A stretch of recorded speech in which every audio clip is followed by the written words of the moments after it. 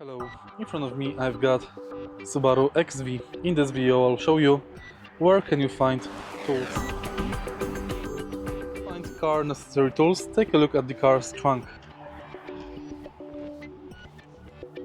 Lift up the trunk floor, and right here you can find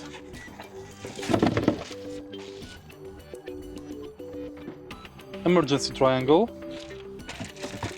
flat tire sealant,